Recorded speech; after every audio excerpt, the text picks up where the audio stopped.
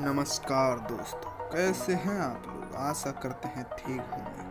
तो हम आज बात करने वाले हैं कि हिंदू महाकाव्यों के अनुसार 10 सबसे महाशक्तिशाली विलन अर्थात खलनायक जो कि बहुत ही शक्तिशाली थे। तो चलिए हम शुरू करते हैं आज के इस टॉपिक पर। तो इससे पहले कि हम शुरू करें तो हमारे चैनल को सब्सक्राइब कर दीजिए और बेल आइकन को जरूर दबा दीजिए। तो नंबर 9 पे आते हैं मेघनाथ। तो उनको पहचान की जरूरत नहीं, ये वो कैरेक्टर है जिसने इंद्र तक को defeat किया, गॉड ऑफ थंडर। तो अगर मेघनाथ की बात करें तो ये रावण के सबसे ज्येष्ठ पुत्र थे और युवराज थे लंका के। इनकी शक्तियों की बात करें तो इन्होंने भगवान शिव से वरदान में प्राप्त किया था तामसिक शक्तियाँ, तामसिक मायावी शक्तियाँ और ऐसी मायावी शक्ति जो कि इसकी मदद से ये बादलों में घूमते जाते थे आसानी से और ये किसी को भी दिखाई नहीं देते थे। इन्हें पराजित करना किसी के लिए ही असंभव था। और तो और सबसे बड़ी बात कि इन्होंने ब्रह्मदेव से यह वरदान मांग लिया था कि जो जब भी ये निकुंभला देवी का यज्ञ करेंगे तो ये और अगर यज्ञ सफल हो गया तो ये अपराजित हो जाएंगे और इन्हें कोई मार भी नहीं सकेगा। और इसीलिए उन्होंने कमला देवी का यज्ञ करना शुरू किया। लेकिन अंत में श्री लक्ष्मण जी ने और हनुमान जी ने मिलकर निकुंभला देवी के यज्ञ को ध्वंस कर दिया और अंत में श्री लक्ष्मण ने युद्ध करते हुए मेघनाथ को मार दिया। तो नंबर 9 पे आते हैं रावण। तो रावण को कौन नहीं जानता, इतना शक्तिशाली कि उन्होंने अपने बाहुबल से तीनों लोक को जीत लिया और महादेव को अपने कब्जे में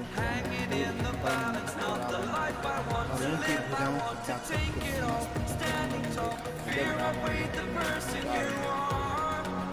उनके की भक्ति में विवश होकर उन्होंने कैलाश पर्वत को अपनी भुजाओं में उठा लिया पर स्वयं वहाँ का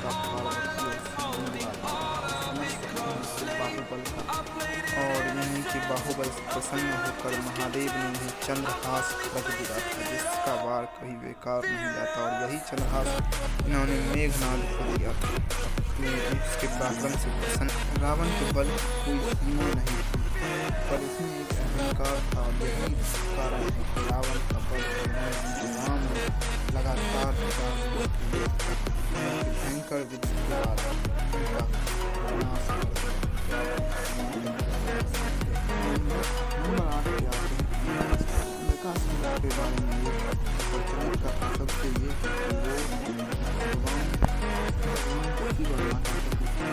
पार्वती के तीसरे पुत्र थे और इसकी शक्ति बहुत ही ज़्यादा थी क्योंकि इन्होंने ब्रह्मदेव की घोर तपस्या करके ब्रह्मदेव से ये वरदान मांगा कि हे ब्रह्मदेव मुझे भगवान शिव के पुत्र भगवान शिव के अलावा कोई भी नहीं मार सके। तो समझ और इस अहंकार में अंधकासुर ने समस्त देवलोक पर अत्याचार करना शुरू कर दिया और देवलोक पर से देवों की सत्ता हटाकर अपनी सत्ता काबिज कर लिया। लेकिन उसने अहंकार में ऐसी गलती ही कर दी कि उसका अंत का कारण बना। उन्होंने देवी पार्वती पर कुदृष्टि डाल दी और अंत में भगवान शिव ने अंधकासुर का वध कर दिया। तो ये थी अंधकासुर की कहानी। तो हम नंबर 7 की बात करें तो ये नंबर 7 पे आते हैं कार्तवीर अर्जुन जो कि बहुत ही शक्तिशाली थे और इनका सहस्त्र बाहु थे, इसीलिए इन्हें शस्त्रा बाहु कहा जाता था। सहस्त्रा बाहु को ये सारी शक्तियाँ भगवान दत्तात्रेय से मिला था और इसी वरदान से भगवान दत्तात्रेय ने जो वरदान दिया उसी वरदान के अहंकार में आकर उसने देवताओं पे अत्याचार करना शुरू कर दिया और देवताओं को स्वर्ग से पदस्थ कर दिया और खुद ही बैठ गया, जिसके कारण और क्षत्रिय भी निरंकुश हो गए और आम जनता को कष्ट देने लगे। और इस कष्ट से परेशान होकर भगवान विष्णु ने भगवान परशुराम का अवतार लिया और उसकी समस्त सेना और समस्त पुत्रों सहित कार्तवीर अर्जुन सहस्त्राबाहु अर्जुन का वध भगवान परशुराम ने किया।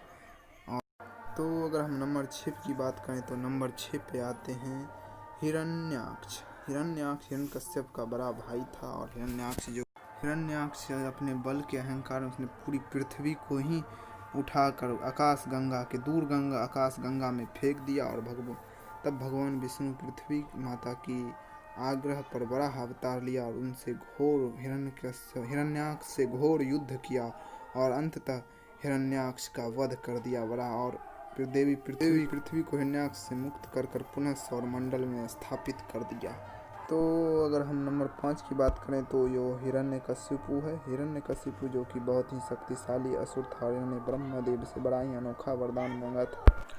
ये वरदान मांग लिया था कि उसे न धरती पर मारा जाए, ना ही आसमान में, ना ही देवता के हाथों, ना ही मनुष्य, ना ही किसी पशु, और ना दिन और ना रात। ऐसे ही बहुत सारे वरदान मांग लिए। ये कठिन वरदान होते हुए भी ब्रह्मदेव ने दिया और ऐसा ही कहा ब्रह्मदेव ने। शक्ति के अहंकार में उसने सब देवताओं को परास्त कर दिया और सब जगह से विष्णु की भगवान की पूजा करना बंद करवा दिया। और इसी को देखते हुए भगवान विष्णु ने एक अपना भक्त उन्हीं के घर में जन्म दे दिया। और इसी से दुखी होकर हिरण्यकश्यप कई बार मारने का प्रयास करता है प्रहलाद को। इसका नाम प्रहलाद था, लेकिन भगवान विष्णु की कृपा से वो हमेशा बच जाते थे। और इसी से क्रोधित होकर एक दिन उसे खंभे से बांधकर मारने का कोशिश किया, लेकिन नरसिंह भगवान के हाथों वो मारा गया। और नरसिंह भगवान के अंत में क्रोध को भी भक्त प्रहलाद ने शांत किया। तो ये था हिरण्यकश्यप। नंबर 4 की बात करें तो अरुणासुर आते हैं। अरुणासुर बहुत ही शक्तिशाली असुर था। इसने समस्त देवता और पंच महाभूतों को बंदी बना लिया। और अरुणासुर बहुत ही अधिक शक्तिशाली थे। इन्होंने जब सारे देवताओं और पंच महाभूतों को बंदी बना लिया, क्योंकि इन्हें अपनी माता को जीवित करना था, और इन्होंने पंच महाभूतों को आदेश दिया कि वो उसकी माता को जीवित करा। लेकिन पंच महाभूतों ने ये कहा कि हम तो केवल शरीर का निर्माण कर सकते हैं, इसमें अगर कोई प्राण डाल सकता है तो वो भूतनाथ हैं। तुम भूतनाथ से जाके प्रार्थना करो कि वो तुम्हारी माता को जीवित करे। और इस अहंकार में कि वो भूतनाथ को पराजित कर देगा, वो भूतनाथ से लड़ने लगता है। लेकिन भूतनाथ ने उन्हें हर बार 5 तत्वों के रूप में पराजित किया। भूतनाथ से पराजित होकर वह देवी पार्वती से लड़ने जा पहुंचा और अंत में देवी पार्वती ने प्रकृति रूप में उसका अंत कर दिया।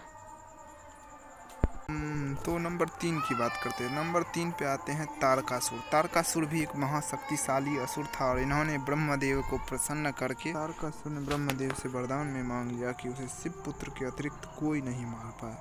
और इसी अहंकार में उसने देवताओं पर चढ़ाई करके देवताओं को परास्त करके स्वर्ग उससे छीन लिया और स्वर्ग पर काबिज हो गया और अधर्म चारों ओर फैलाने लगा उसे। तो और अंत में इसीलिए भगवान शिव ने माता पार्वती से विवाह करके देव कार्तिकेय का जन्म हुआ और कार्तिकेय भगवान ने तारकासुर का वध कर दिया।